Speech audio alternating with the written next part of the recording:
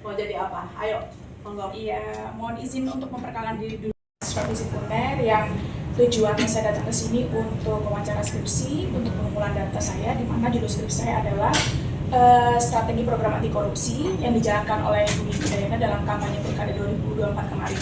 Jadi penelitian saya ini berangkat dari fenomena yang berangkat juga dari penelitian sebelumnya gitu, bahwasannya Sidoarjo ini masyarakatnya mengalami krisis kepercayaan publik gitu, Betul. karena memang beberapa kali kepemimpinannya terjerat oleh skandal kasus korupsi. Nah, yang menarik di sini kenapa saya ingin mengkaji Ibu sebagai subjek penelitiannya adalah karena jenengan ini sebagai satu-satunya kandidat perempuan gitu Bu, dan satu-satunya kandidat perempuan yang berhasil terpilih selama struktur kepemimpinan Sidoarjo ini yang selama saya baca, dan itu sangat mengagumkan bagi saya untuk sosok perempuan di ranah politik begitu Bu. Nah, oleh karena itu dalam konteks anti korupsi saya pengen tahu begitu Bu, dari sisi perempuan bagaimana sih strategi yang Ibu jalankan gitu. Rekod sebagai di Komisi D kalau tidak salah ya anggota dewan, dan itu juga saya baca dari laporan media semuanya ya. Langsung saya jawab. Oke, kenapa saya seorang perempuan, seorang ibu, seorang istri, ya. Sekarang saya menjadinya emaknya Sidoarjo. Itu adalah salah satu panggilan jiwa saya untuk mengabdi. Karena saya tahu Sidoarjo itu potensi. Sidoarjo itu kota yang sangat besar. Dan ini butuh sosok atau tokoh yang berani. Saya yakin mampu, yakin bisa. Peraturan undang-undang ini yang saya harus jalankan. Iki loh, wakil mau bekerja dan bisa saya buktikan gitu loh. Dan alhamdulillah respon masyarakat juga baik, dengan saya itu seringnya turun ke masyarakat, nyapa masyarakat, apa yang menjadi keluhan masyarakat itu selalu saya tindak lanjuti. Ini berjalan sampai kepemimpinan Pak Bupati hampir 2 tahun ini. Alhamdulillah respon masyarakat sangat baik sekali.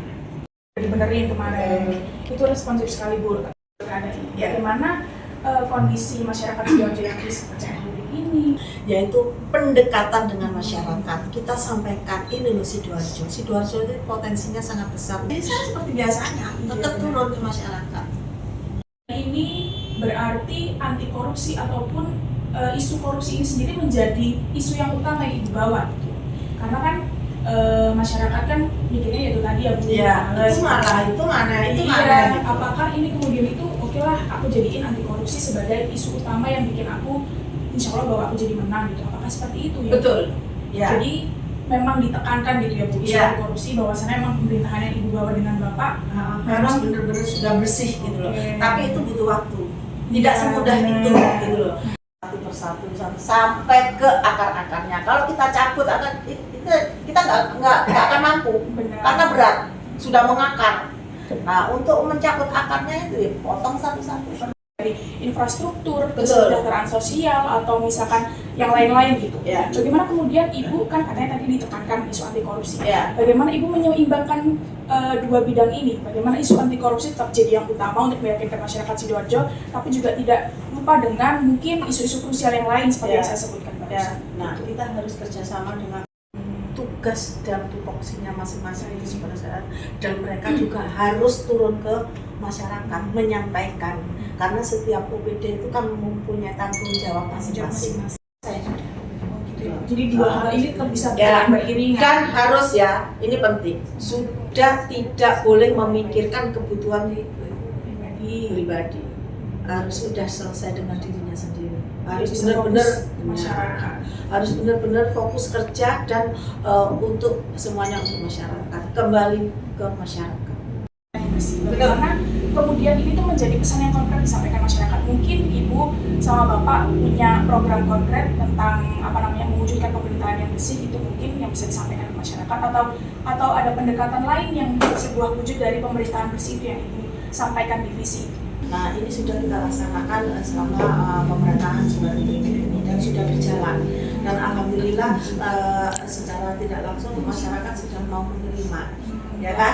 Pelan-pelan sudah mau menerima pemerintah yang bersih itu seperti apa sih?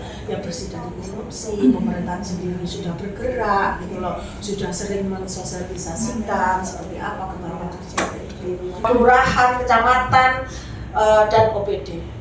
Itu harus saling bersinergi lah untuk menjalankan pemerintahan ini. Nggak bisa sendiri-sendiri. di Sidoarjo itu UMKM-nya kan sangat luar biasa dan pemerintah harus hadir di situ. Makanya kenapa kita itu ada Kurda di situ. Jangan sampai UMKM yang mempunyai kemampuan ya, mempunyai produk-produk terus pemerintah tidak hadir, kasihan mereka kalau tidak ada bantuan yang namanya Kurda, di mana Kurda itu pinjaman yang bunganya sangat-sangat ringan sekali. Harus proses, nggak bisa langsung dibuktikan ketika menyampaikan ke masyarakat. Bagaimana ini tuh disampaikan dari Ibu kepada masyarakat biar mereka tuh paham bahwasannya pemerintahan yang bersih itu harus kalian lihat step by step, nggak bisa langsung dibuktikan langsung ketika kampanye gitu. Bagaimana pesan itu tuh Ibu bisa mudah sampaikan ke masyarakat biar bisa tuh diterima dengan baik gitu, bahwasannya saya memang benar-benar pengen membawa pemerintahan yang bersih gitu. Saya itu menyampaikan juga pemerintah kabupaten itu supaya bersih itu seperti apa, itu secara langsung kita sampaikan dan alhamdulillah diterima gitu loh. Dan ini sudah saya buktikan dan faktanya kan mereka menerima. Oh iya, ternyata ada kemajuan pemerintah dengan adanya kepemimpinan yang baru ini, apalagi ada sosok seorang wanita yang selalu merespon apa yang disampaikan oleh masyarakat. Jadi kita itu menyampaikan setiap kali kita terjun ke masyarakat, menyapa masyarakat gitu, dengan keramahan kita, dengan menyapa itu secara langsung sudah tersampaikan pesan kita. Jadi seperti itu. Alhamdulillah dengan kehadiran dari Nanda Via, Mbak Via ini tadi sempat komunikasi, jadi kita mengenang kampanye kemarin. Luar biasa. Dan saya sudah menceritakan apa adanya, kita sesuai janji kampanye yang ditanyakan. Saya sudah melaksanakan apa yang menjadi janji-janji kampanye kemarin, dan itu sudah perjalanan hampir 2 tahun ini kita sudah menjalankan sesuai janji-janji kampanye dan sudah kita laksanakan dengan baik dan masyarakat sudah menerima gitu loh. Memang kalau awal-awal sih kepercayaan masyarakat itu mau ada bupati, tidak ada bupati itu nggak ngaruh gitu, tetapi kita buktikan memang nggak mudah gitu loh, berproses semuanya itu memang butuh waktu. Jadi seperti insya Allah kepemimpinan Subanti Mimi akan lebih baik lagi untuk membangun Sidoarjo ke depannya. Momennya tuh sangat berkesan sekali ya, bisa wawancara dengan Bu Abu, luar biasa banget sebagai kandidat perempuan satu-satunya di Sidoarjo yang berhasil lolos loh di kepemimpinan Sidoarjo, luar biasa banget. Abis ngobrol banyak sama Ibu terkait kampanye anti korupsi begitu. Jadi harapannya juga masyarakat yang belum tahu terkait anti korupsi ditekankan oleh pemerintahan Bapak Subadi dan Ibu Mimi, nanti harapannya dari penelitian saya bisa tahu begitu. Sukses ya.